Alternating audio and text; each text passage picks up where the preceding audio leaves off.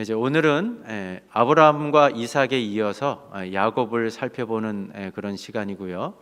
다시 한번 말씀드리지만 창세기 12장부터 50장까지의 성경의 이야기를 우리가 큰 주제로 이제 큰 숲을 보려고 하면 항상 두 가지 질문을 던져야 된다 그랬죠. 무슨 질문이죠? 누가, 그리고 어떻게. 도대체 누가 하나님의 구원받은 백성이 되는가? 그리고 구원받은 하나님의 백성을 하나님은 어떤 방법으로 성장과 성숙의 자리로 이끄시는가? 이런 두 가지 질문을 던지면서 우리가 창세기 12장부터 50장까지를 봐야 된다 그랬습니다. 하나님께서는 인생 가운데 펼쳐지는 수많은 사건들을 통해서 우리를 빚어가십니다. 우리 지난 2시간에 걸쳐서 아브라함과 또 이삭을 한번 좀 대비해서 본다면 아브라함도 마찬가지고 이삭도 마찬가지고 또 오늘을 살아가는 저와 여러분들도 마찬가지고 어찌 보면 하나님께서 우리를 가장 크게 연단하시는 부분 가운데 하나가 자녀 문제를 통한 것이 아닌가, 자녀 문제와 관련된 것이 아닌가 이런 생각을 해봅니다. 그런데 아브라함은 자녀 문제와 관련해서 번번이 실패했습니다. 100세가 될 때까지 실패했습니다. 그 실패의 주요 원인은 기다리지 못했기 때문에, 인내하지 못했기 때문에 실패했는데, 그러나 아브라함은 창세기 22장 그 모리아산의 아들을 제물로 바치는 이 결정적인 사건을 통해서 궁극적인 믿음의 승리를 거둡니다. 인생의 노년에 거둔 참으로 멋진 승리죠. 그러나 이삭은 조용한 것 같았지만 사실은 자녀 문제와 관련해서 끝까지 생의 마지막 순간까지 자기 뜻대로 하나님을 거스리고 그 장자인 에서를 축복하려고 하다가 결국은 집안이 어찌 보면은 풍비박산이 나는 그런 어려움을 겪는 것을 볼 수가 있습니다. 그럼에도 불구하고 하나님께서는 어찌 보면은 그 아브라함과 이삭의 삶 가운데 많은 실수가 있었습니다. 실패가 있었는데 하나님께서 그 모든 허물들을 다 감싸시고 크신 자비와 긍휼을 베푸시고 그 아브라함과 이삭을 향하시는 그 하나님의 거룩한 뜻, 그 언약의 약속을 끝까지 포기하지 않고 신실하게 지키셨기 때문에 아브라함이 믿음의 족장이 될 수 있었고 또 이삭도 그 반열에 설 수 있었고 또 이제 오늘 살펴보게 되는 이 믿음의 어찌 보면 3대 이 야곱은 그야말로 문제가 많은 인물이었기 때문에 아주 여러 장을 할애해 가지고 야곱의 스토리를 다룰 수밖에 없습니다. 성경에 분량이 많이 할애된다고 해서 믿음이 좋은 사람이라고 생각하시면 오해입니다. 너무나 하나님께서 개입해서 손댈 부분이 많기 때문에 많은 지면을 할애하기도 하는데 그 대표적인 사람이 바로 오늘 본문에 등장하는 야곱입니다. 또 이게 오래된 얘기이기도 하지만 이 단순하게 믿음의 1대인 아브라함과 믿음의 2대인 이삭, 또 믿음의 3대인 야곱을 살펴보면 일반적으로 신앙의 가정에서 펼쳐지는 일반적인 흐름이 있습니다. 신앙의 1대는 어느 집안이나 어느 가정을 들여다보더라도 체험적으로 하나님을 만난 사람들이기 때문에 뜨거운 신앙의 소유자들입니다. 그런데 신앙의 2대, 이제 한 대만 내려가도 그 뜨거운 체험을 갖고 있는 신앙의 1대인 부모를 곁에서 지켜봤기 때문에 하나님을 떠나지는 못합니다. 간접적인 경험으로라도 하나님에 대한 경외하는 마음을 갖고 있기 때문에 신앙의 명맥을 이어가는 게 이삭과 같은 신앙의 2대입니다. 그런데 오늘 우리가 살펴보게 될 신앙의 3대, 이제 2대만 건너가도 2대만 내려가도 이제는 이 야곱은 완전히 순종적인 사람이 아닙니다. 불신앙의 사람입니다. 철저하게 자기 생각대로 자기 계획대로 인생을 사는 사람. 그래서 어찌 보면 하나님 편에서 볼 때는 반항적인 인생입니다. 하나님에 대한 체험이 전무한 사람이죠. 오늘 본문의 사건을 통해서 하나님을 개인적으로 인격적으로 만나기 전까지만 해도 오로지 이 야곱이라는 사람은 자기 자신을 믿고 살았던 사람입니다. 주도면밀한 성격의 소유자입니다. 한번 마음에 먹은 것은 반드시 자기 수중에 넣고야마는 그런 아주 집요하고 끈질긴 사람입니다. 그야말로 자신의 능력, 자신의 지혜, 자신의 경험치를 최대치로 의지하며 살았던 사람이 바로 야곱입니다. 오죽하면 그의 인생을 한 단면으로 보여주지 않습니까? 태어날 때 얼마나 원통했으면 형 에서의 발꿈치를 붙잡고 태어난 사람이 바로 야곱이죠. 그래서 야곱은 그냥 운명을 받아들이는 사람이 아니었습니다. 내가 왜 이런 운명을 맞닥뜨려야 되는지, 왜 이런 운명을 내가 숙명으로 받아들여야 되는지, 그 운명을 거부하고 스스로 자신이 원하는 것을 쟁취하고야 마는 사람이 야곱이었습니다. 여러분 창세기 25장 31절부터 34절 잘 아는 사건인데 같이 한번 읽어보십니다. 야곱이 이르되 형의 장자의 명분을 오늘 내게 팔라. 에서가 이르되 내가 죽게 되었으니 이 장자의 명분이 내게 무엇이 유익하리요? 야곱이 이르되 오늘 내게 맹세하라. 에서가 맹세하고 장자의 명분을 야곱에게 판지라. 보통 사람이라면 이런 생각이나 했겠습니까?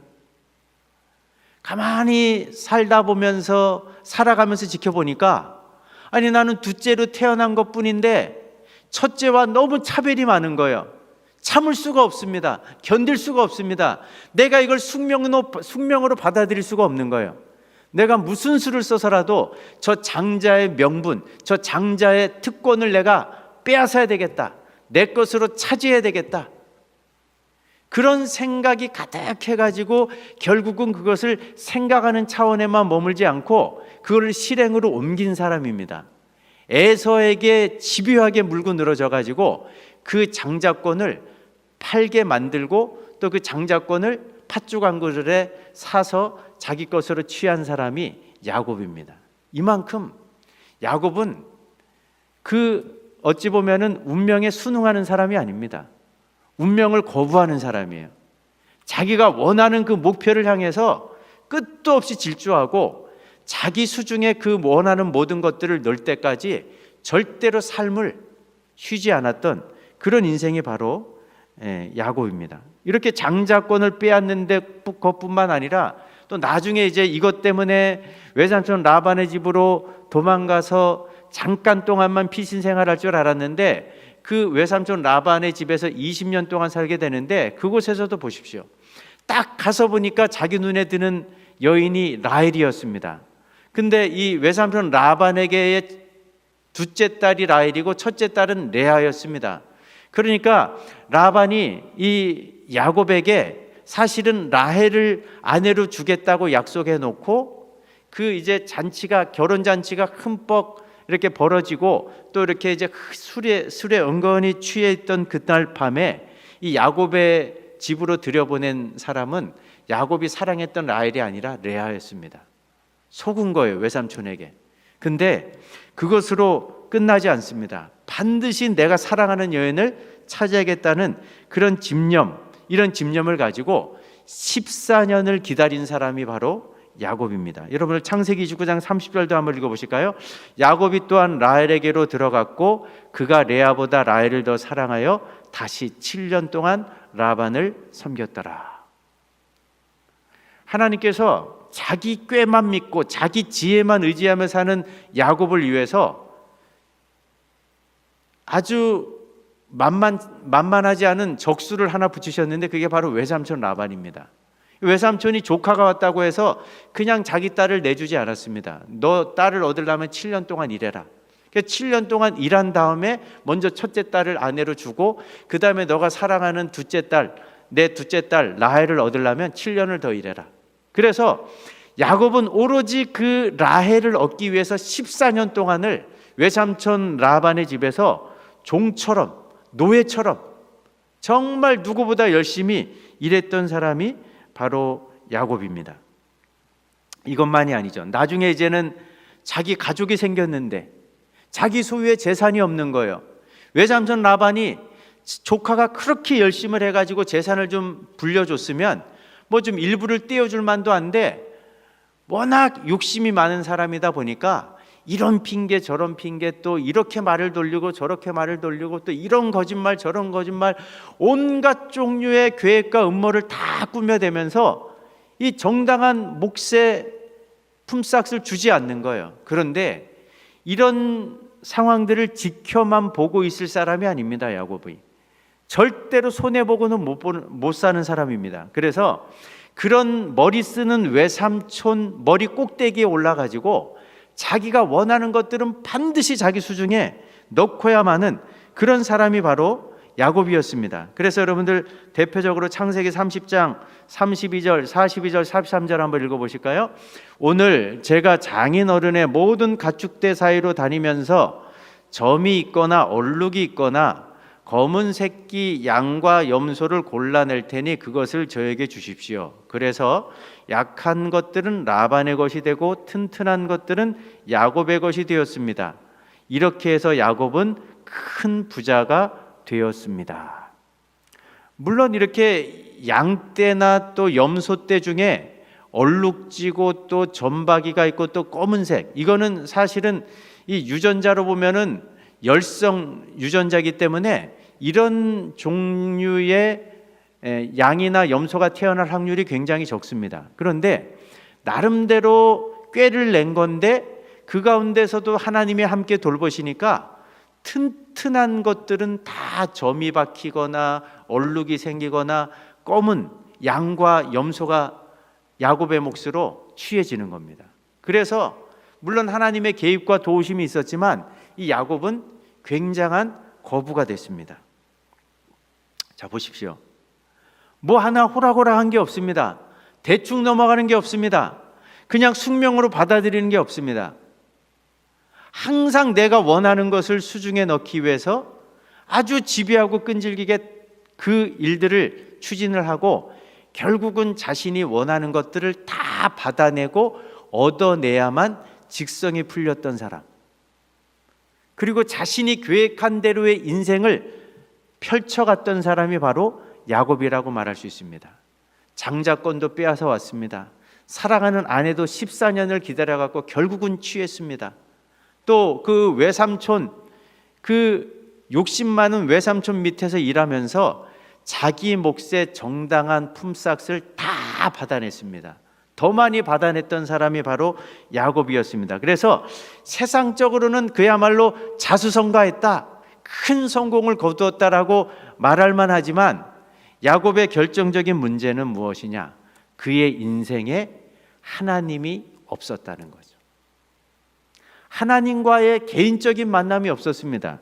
그러다 보니까 우리가 단편적으로 이 장면을 통해서 확인할 수 있죠. 창세기 28장에 처음으로 하나님이 야곱을 찾아오신 순간이 있었습니다. 그런데 그 하나님 앞에 물론 꿈속에 나타난 거지만 이렇게 이제 하나님께 조건을 내세우는 걸 볼 수 있죠. 같이 한번 읽어보실까요?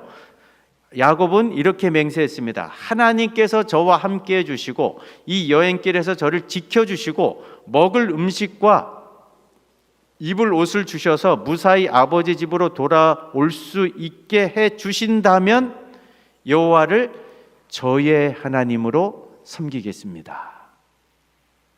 하나님하고 딜을 하는 겁니다.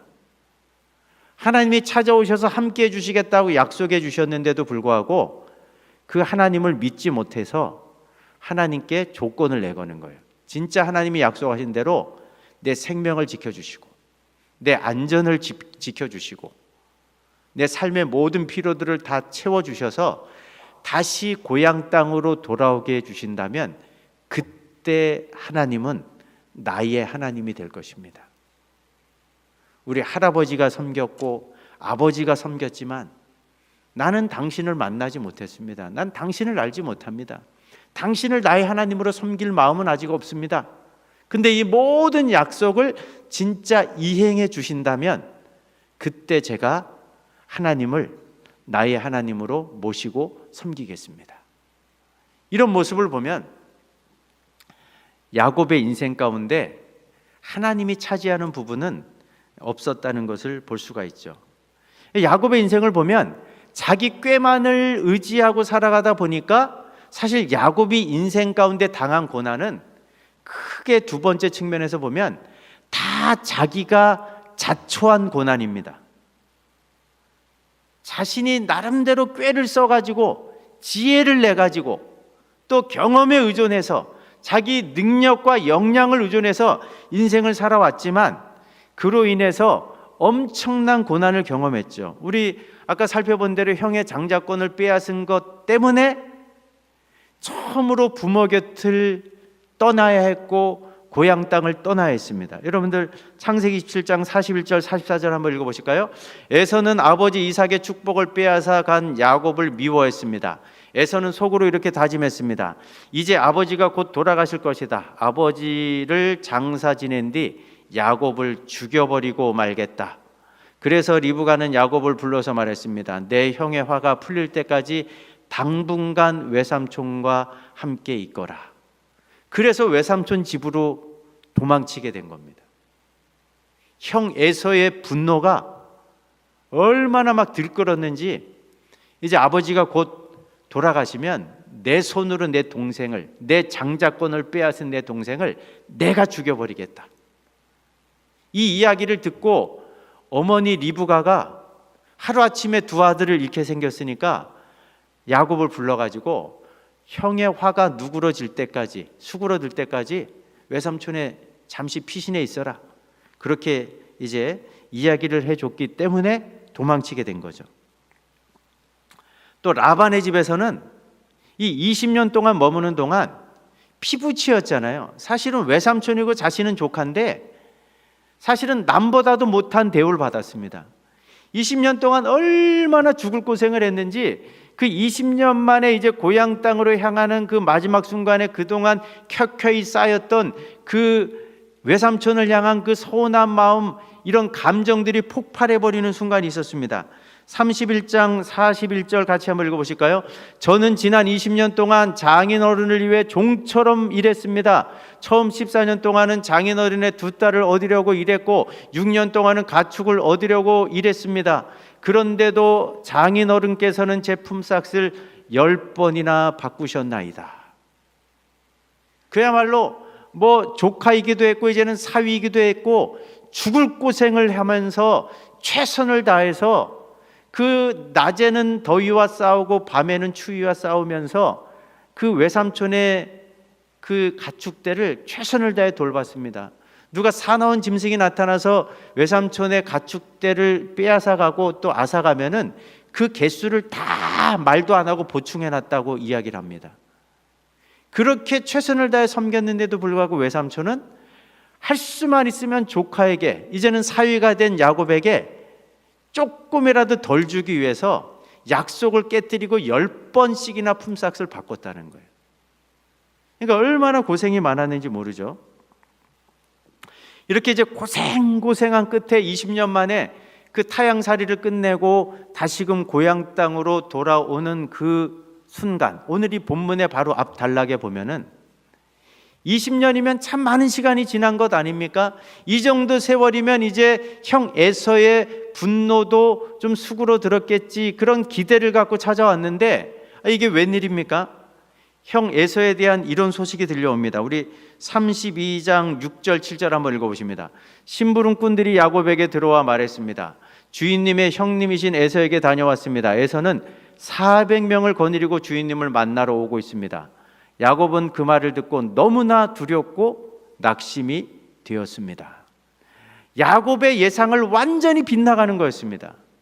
형 에서가 야곱이 20년 만에 나타났다는 소식을 듣고 반가운 마음에 달려온 게 아닙니다. 400명의 칼잡이를 앞세워갖고 내가 내 동생을 내 손으로 죽이겠다고 지금 막 분노에 치밀어 갖고 지금 달려오고 있다는 이 소식을 듣고 두려움에 사로잡힌 겁니다. 크게 낙담을 한 겁니다. 그래서 이제 나름대로 할 수 있는 최선을 다해서 이 가축대도 두 대로 나눠 갖고 나뉘어서 야복강을 건너 보내고 자식들하고 또 아내들까지 다 떠내 보내고 이제 오늘이 그날 밤에 홀로 남게 된 상황에서 벌어진 사건이 오늘 본문의 사건이죠. 하나님께서는 야곱이 자기 스스로 자초한 고난을 100% 활용하십니다. 그래서 야곱의 인생을 사실은 하나님께서 아주 세밀하게 지켜주시죠. 우리 창세기 18장 15절 같이 한번 보실까요? 같이 한번 읽어보십니다. 내가 너와 함께 있어 내가 어디로 가든지 너를 지키며 너를 이끌어 이 땅으로 돌아오게 할지라. 내가 내게 허락한 것을 다 이루기까지 내가 너를 떠나지 아니하리라 하신지라. 사실 처음으로 부모 곁을 떠나고 고향 땅을 떠나는 야곱이 얼마나 막막했겠습니까? 얼마나 두려웠겠습니까? 얼마나 걱정이 많았겠습니까? 그날 밤 우리가 너무나 잘 알고 있는 베델에서 사닥다리 환상을 통해서 하나님께서 약속해 주신 거예요. 너가 어디를 가든지 내가 함께 해줄게. 내가 너를 지켜줄게. 내가 너를 돌봐줄게. 사실 하나님의 개입이죠. 너무나 선명한 약속이 주어지는 은혜의 순간이었습니다. 그리고 사실은 외삼촌 라반의 그 부당한 대우 속에서도 야곱의 삶을 지켜주셔서 그 일가를 이루게 하시고 또 많은 재산을 모아서 고향 땅으로 금이환영할 수 있도록 이 모든 환경을 여건을 열어주신 분도 하나님이셨습니다. 사실 야곱도 어렴풋이 이것이 하나님의 은혜라는 걸 알고 있었죠. 우리 31장 42절도 한번 읽어보실까요? 하지만 제 아버지의 하나님께서는 저와 함께 계셨습니다. 그분은 아브라함의 하나님이시고 이삭의 하나님이십니다. 만약 하나님께서 저와 함께 계시지 않았다면 장인어른은 저에게 아무것도 주지 않고 맨손으로 돌려보냈을 것입니다. 하지만 하나님께서는 제가 겪은 고통과 제가 얼마나 열심히 일했는가를 아시고 지난밤에 장인어른을 꾸짖으신 것입니다. 그러니까 하나님에 대한 개인적인 체험이 없었지만 자신의 노력만 가지고는, 자신의 수고만 가지고는 이 모든 상황들이 펼쳐지지 못한다는 것을 야곱도 깨닫고 하나님께서 나를 도와주셨기 때문에 오늘 이런 삶이 가능했다는 것을 어렴풋하게는 기억을 했습니다. 야곱도 무딘 사람이었지만 이 정도는 고백할 수 있었지만 그러나 하나님과의 결정적인 만남은 여전히 이루어지지 않았습니다. 우리가 신앙의 가정에서 주일날 예배 생활을 하고 또 이 믿음의 어떤 문화 속에 살고 그러면서 시때때로 주의 이름도 부르고 찬양도 하고 기도 이런 거 가지고는 턱없이 모자라는 거죠. 그러니까 오늘 어찌 보면 야곱의 인생 전체에 걸쳐서 가장 결정적인 장면이 또 하나님께서 그토록 원하셨던 장면, 하나님께서 야곱의 인생 가운데 깊숙이 개입하셔서 결국 만들어내려고 하셨던 장면이 오늘 우리가 읽은 본문의 사건입니다. 이제는 할아버지의 하나님이 아니라 아버지의 하나님이 아니라 야곱의 하나님으로 만나는 개인적인 인격적인 우리식으로 표현한다면 회심의 장면, 결정적인 하나님과의 만남, 그 만남을 통해서 이런 역사가 나타나는 거죠. 우리 본문 다시 24절, 26절, 28절 한번 읽어보실까요? 야곱은 홀로 남았더니 어떤 사람이 날이 새도록 야곱과 씨름하다가 야곱이 이르되 당신이 내게 축복하지 아니하면 가게 하지 아니하겠나이다. 그가 이르되 내 이름을 다시는 야곱이라 부를 것이 아니요 이스라엘이라 부를 것이니. 하나님은 어찌 보면 야곱의 인생 전체에 걸쳐서 이 야복 나루터의 회심 사건을 위해서 모든 야곱 인생 가운데 벌어진 사건들을 다 이 한 번의 사건을 만드시기 위해서 다 계획하고 또 모든 상황들을 만들어 가신 겁니다. 지금의 상황은요, 야곱이 어떻게 손을 쓸 수가 있는 상황이 아닙니다. 그 이전까지만 해도 자신이 마음먹은 대로 계획한 대로 어려움도 있었고 부침도 있었지만 결국은 원하는 모든 것들을 다 자기 수중에 넣고 계획대로 모든 일을 성취했던 사람이 야곱이에요.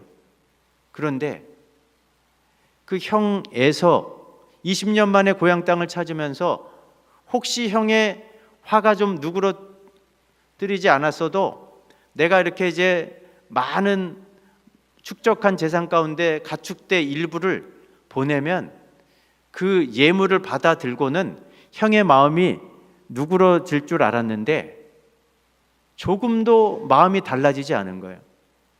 400명을 이끌고 지금 한 걸음에 지금 달려오고 있는 겁니다. 이건 오늘 밤이 지나면 야곱은 죽은 목숨이에요. 더 이상 자신이 해볼 수 있는 것이 하나도 없다라는 일종의 벼랑 끝에 서게 되었을 그때에 비로소 이제 하나님과 1대1로 독대하기 시작합니다. 모든 자기 곁에 있는 것들을 다 먼저 떠나보냅니다. 강을 건너게 합니다. 홀로 남았습니다. 하나님과의 개인적인 만남, 이 1대1로 독대하는 이 상황들이 만들어지지 않으면 절대로 하나님을 만날 수가 없는 거죠. 성경을 보시면요, 다 이렇게 1대1로 하나님을 독대한 사람들의 이야기입니다. 모세도 호렙산에서 가시나무 떨기 불꽃 한가운데 나타나신 하나님을 1대1로 만난 그때부터 지도자로 쓰임받기 시작한 겁니다. 모세도 마찬가지고요. 또 세례 요한은 어떻습니까? 빈들에 있다가 하나님의 성령이 강력하게 임재한 그때로부터, 하나님의 말씀이 임한 그때로부터 1대1로 하나님을 만난 그 순간부터 주의 길을 예비하는 자의 그 사명을 온전히 감당하게 된 것을 볼 수 있습니다. 사무엘 선지자는 어떻습니까? 실로의 성소에서 사무엘아 사무엘아 부르시는 그 하나님의 음성을 듣고 1대1로 하나님을 대면하고 난 다음에 그때로부터 선지자로 하나님 앞에 그 시대를 밝히는 횃불과 등대로 쓰임받게 된 것을 우리가 보게 되는 거죠. 누구도 마찬가지입니다. 여러분, 바울 사도는 어떻습니까?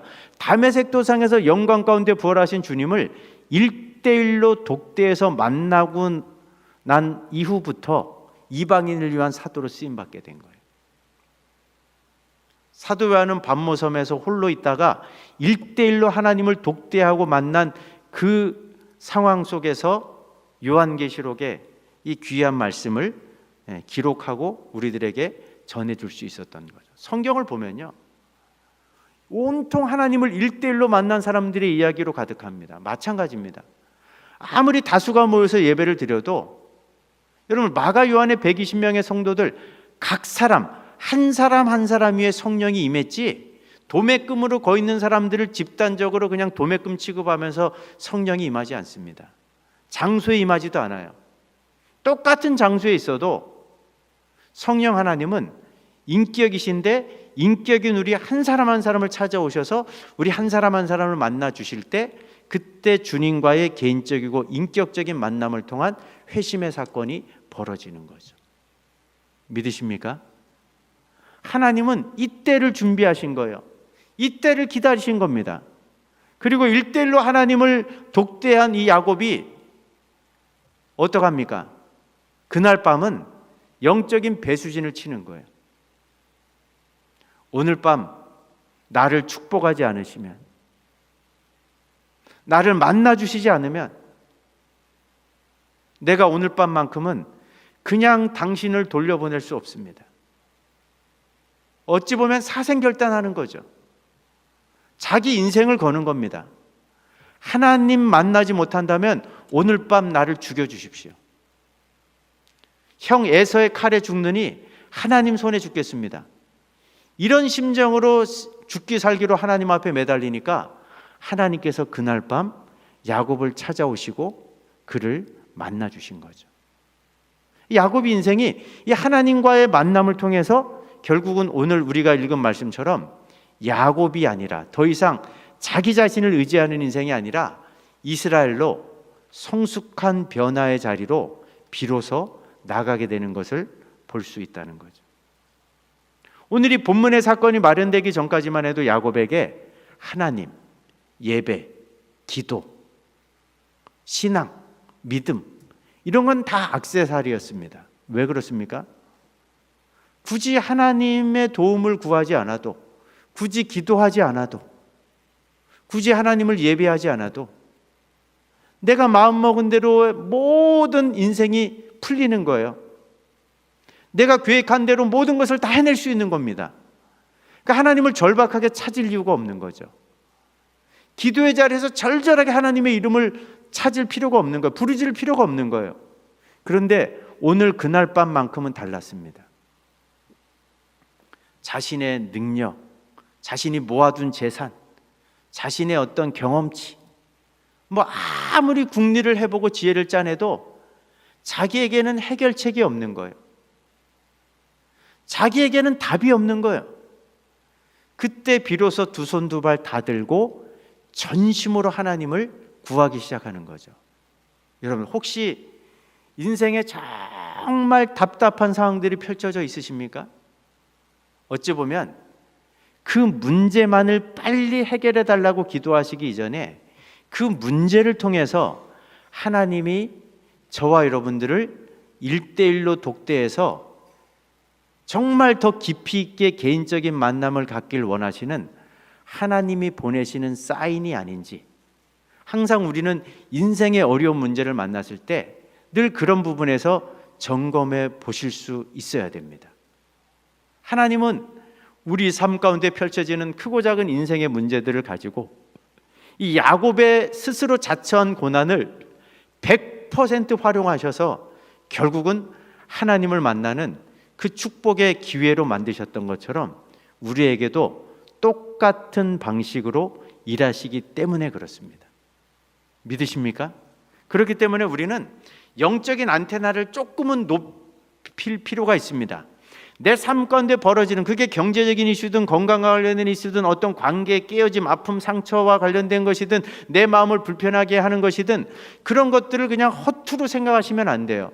그냥 대수롭지 않게 생각하고 그냥 지나치시면 안 된다는 거죠. 하나님은 내 삶 가운데 벌어지는 일들을 통해서 반드시 나에게 주시는 영적인 메시지가 있는 겁니다. 그거를 들을 수 있는 귀가 있고 볼 수 있는 눈이 있고 깨달을 수 있는 마음이 있다면 바로 그 사람이 복된 사람이라는 사실을 잊지 마시기 바랍니다. 말씀을 맺겠습니다. 그렇습니다. 오늘은 이 야곱은 인생 대부분의 시간을 자기 자신을 의지하며 살다가 그 자기 스스로가 자처한 수많은 고난의 상황들이 있었는데 그 야곱 스스로 자처한 고난의 상황을 하나님 편에서는 100% 활용하셔서 결국은 하나님을 만나는, 그래서 개인적인 만남을 통해 믿음의 족장의 반열로 올라서게 하는 그 디딤돌로 그 야곱의 인생 가운데 펼쳐진 고난을 100% 활용했다는 것을 오늘 본문을 통해서 우리가 확인해 볼 수 있습니다. 그런 면에서 이제 우리가 다음 주에 살펴보게 될 요셉의 고난은, 이건 요셉이 자처한 고난이 아니지만 그런 고난을 통해서도 하나님이 또 다른 일들을 행하시지만 이 야곱의 인생 전반에 걸쳐서는 그 자기 하나님을 의지하지 않고 자기 자신을 의지하다가 발생하게 된 수많은 고난들, 그럼에도 불구하고 그런 고난들을 100% 활용하셔서 어떻게 그의 모난 성품들을 또 신앙의 인격들을 다듬어 가시면서 그를 성장과 성숙의 자리로 이끄시는지를 오늘 이 말씀을 통해 한번 들여다보시면서 정말 하나님의 포기하지 않는 그 열심이 결국은 이 야곱과 같은 인생도 믿음의 족장의 자리로 세우시는 이 은혜가 있다면, 우리도 한없이 부족하고 연약하지만 우리 삶 가운데 펼쳐진 크고 작은 많은 문제들을 통해서